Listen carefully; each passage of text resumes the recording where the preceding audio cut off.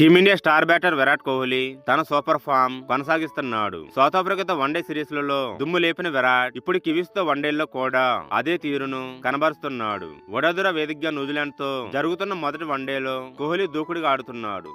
వీడియోను చూసే ముందు చిన్న రిక్వెస్ట్ అండి, వీడియోను లైక్ చేసి మీ సపోర్ట్ ని తెలియజేయండి. మొదటిసారి మన ఛానల్ ను చూస్తున్నట్లయితే సబ్స్క్రైబ్ చేసుకుని పక్కనే ఉన్న బెల్ ఐకాన్ ని ఆన్ చేసుకోండి. క్రీజులోకి వచ్చినప్పటి నుంచి భారీ షాట్లతో ప్రత్యర్థి బౌలర్లపై విరుచుకుపడుతున్నాడు. ఈ క్రమంలో కోహ్లీ అంతర్జాతీయ క్రికెట్ లో 28,000 పరుగులను పూర్తి చేసుకున్నాడు. తద్వారా అత్యంత వేగంగా ఈ ఫీట్ సాధించిన ప్లేయర్ గా విరాట్ కోహ్లీ వరల్డ్ రికార్డ్ సృష్టించాడు. కింగ్ కోహ్లీ కేవలం 624 ఇన్నింగ్స్ లోనే అందుకున్నాడు. ఇంతకు ముందు ఈ ఫీట్ భారత క్రికెట్ దిగ్గజం సచిన్ టెండూల్కర్ 644 పేరిట ఉండేది. తాజా మ్యాచ్ సచిన్ ఆల్ టైమ్ రికార్డును కోహ్లీ బ్రేక్ చేశాడు. అంతర్జాతీయ క్రికెట్ లో ముగ్గురు 28,000 పరుగులు సాధించారు. కోహ్లీ కంటే ముందు కుమార్ సంగార్కర్ 28,016, సచిన్ టెండూల్కర్ 34,357 ఈ ఘనత సాధించారు. అదే విధంగా అంతర్జాతీయ క్రికెట్ లో అత్యధిక పరుగులు చేసిన జాబితాలో కోహ్లీ 2వ స్థానానికి చేరాడు. ఈ మ్యాచ్ లోనే 42 పరుగుల వ్యక్తిగత స్కోరు వద్ద అతడి ఫీట్ సాధించాడు.